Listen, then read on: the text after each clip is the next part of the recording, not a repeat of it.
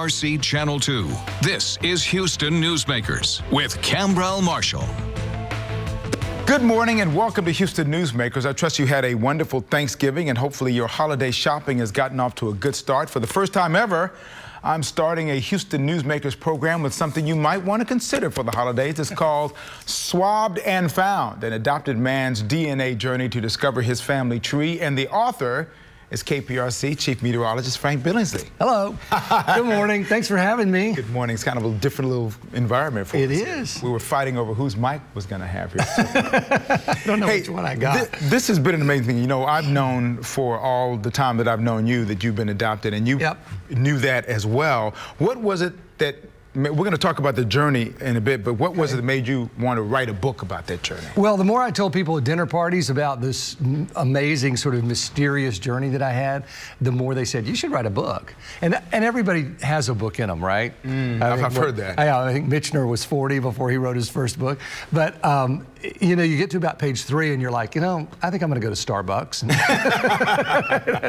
Because writing is hard. Yeah. Crafting a book is hard. And so I would write things down. And as they happened, I would write them down. And then with some great editors, Melanie Saxton and Chuck Sambucino and Lucy Chambers from Bright Sky Press, they helped me craft it and said things like, you know, start this chapter here, or in this chapter there, or flesh this out, and tell me what you were doing when you heard that, and things like that. Okay, so you had good help. Great editors. That always helps. I don't want to give a lot away because I want people to, like I did, to read the book and enjoy it. Well, you could know the whole story, I think, and still enjoy the book. I mean, as you have read it, so you know I wrote it kind of like a Hardy Boys mystery. Sure. And then the phone rang. So if I say the butler did it, it's not going to destroy anything. Where's the butler? Let's talk about the journey itself, though. How young were you how young were you to remember that you were told that you were adopted?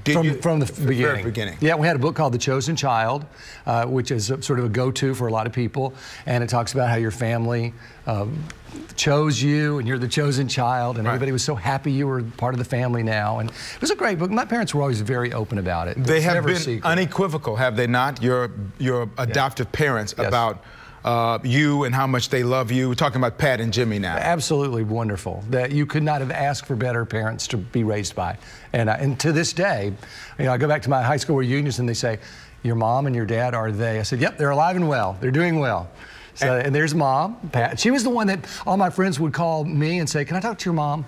You know, they loved talking to her. She was always full of advice and wisdom, and sort of on our level as kids. She would say, you know, well, you can't do that, or no, you should do this, and you know. But she would do it in a way that people really love her, and to this day, she has great advice. And Jimmy's been a part of that as well. I mean, you couldn't ask for a better guy. Dad, the big golfer, accountant, very bright, you know, big Arkansas fan. And they always told you about your biological parents, what they knew, which was very little. Well, that they were good looking and athletic. Yeah, they were good. Of course they were good looking. You know, well, like any child, I was like, well, what were they like? You know, and what do you know about them? And they said, well, first of all, they were unmarried. They were not in a financial position to raise you. Your mom was good looking. Your dad was athletic. Okay, I settled for that, right? I think smart came in there somewhere too. But you know, this the other day someone mentioned, I would ask my mom, what would I be like if I was your biological son? And my mother would say, not as good. Not as good. What an answer. I mean, that's my mom. Not as good. I know. And I remember that to this day. And I don't know if she meant it, but she said it. Well, I have your baby picture, and I know that from that point on, you've never stopped smiling. What's up with that? And my ears have never stopped growing. So when you saw that, and you had to wonder, okay, who produced this? And did you, when you started your look, did you just kind of stick a toe in the water and then back off, or did you just say, okay, all in terms of your search? You know, from a scientific point of view, I didn't think it would work. I mean, you hear about DNA, and when you read the book, you probably thought, wow, the twists and the turns and the luck that was involved with my journey, you really have to stick to it. So from a scientific point, I thought, well, we'll see if it works, you know, from an intellectual standpoint. From an emotional standpoint, I'm not getting any younger, you know. I've passed second base. I can certainly see third. I think you're right about that. And so I thought, if I'm going to find anyone, I better do it. But you know, Cambrell, emotionally, somewhere in my soul, I have always thought, and this is probably egotistical, that my biological mother didn't just place me for adoption and forget me. That somewhere she regretted that she wondered about me. Don't you think that's kind of what a lot of people would Some hope find that, some others don't. But the reality certainly would be both ways. But you can understand why you would want to know that you weren't just thrown away in the trash. And I wanted to thank her. I wanted to say, you know what, if you've ever wondered what happened to me, it turned out well. You made the right decision, and you gave me wonderful parents. How difficult was it to be patient in this search, going down each tree?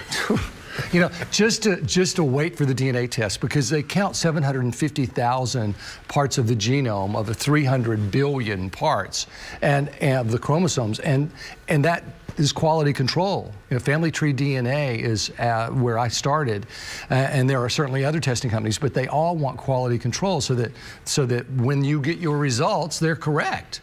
And that they have to separate your saliva cells from your DNA and any other cells that happen to be there. You have to get the pure DNA, and then you have to analyze that, and then you have to match it to everybody else who's in the pool, so to speak. How long from start to finish, from the time that you started the process until you said, that's my biological mom? December to August, from 2013 to 2014. So almost a year. Yeah. Almost a year. Pretty consistent. Once you started the process. Yeah. And there's your biological mom you found, and there's a prom picture and her picture now. Yeah. And when you first called her, I know in the book it talks about your excitement, but your angst a little bit too. You know? I mean, you're talking to someone that gave you life, and that you've wondered about, not constantly, but your whole life. And people will say to you, well, have you ever tried to search for your biological family? And you're like, you know what, I'm mustard, ketchup, pickles, relish. You know, special orders don't upset us.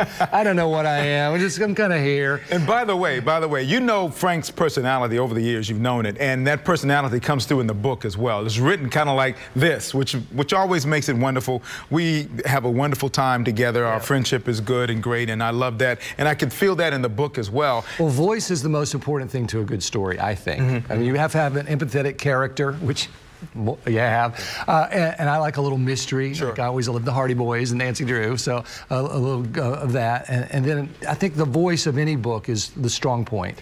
You know. We've got about a minute left. I want to show a picture of your biological father, who you found as well. Yes. And that's an interesting story, because once you found him, you had some news to tell him that he didn't know. I don't want to give it away. Right, but I will tell you this, you know. He looks just like you. You look just like him, by the way. When he was in the Air Force, he was a hurricane hunter. Oh, my. Isn't that something? Yeah. Isn't that crazy? So since we're running out of time, frankbillingsley.com. If you would like a signed copy of this book, frankbillingsley.com. Amazon keeps running out. Bright Sky Press, the publishers, have copies, but it's on Walmart.com and Target.com and Amazon and Barnes & Noble, in the bookstore and BarnesandNoble.com. But fortunately, it's a good problem to have. People keep wanting it and buying it. That's a good thing. It hits on a lot of levels. It talks about radar. We adopted radar. It talks about my family and how I created my personal family. It talks about the DNA search, the people I found, how I found them. So on a lot of levels, it's a fun book. I think it is. Otherwise, you would not be on Houston Newsmakers. It's an honor to be here. I'm glad to see you. And can I get you to sign my book? I'll sign it. It's a beautiful thing. It's only $10. Okay. It's called Swabbed and Found. It is a great read, a good time for the holidays. Right now, if you're trying to figure out what you want to do right now for the holidays, this is what you should do. So get out and purchase the book, Swabbed and Found. Thank you. Thank you, Frank. My pleasure.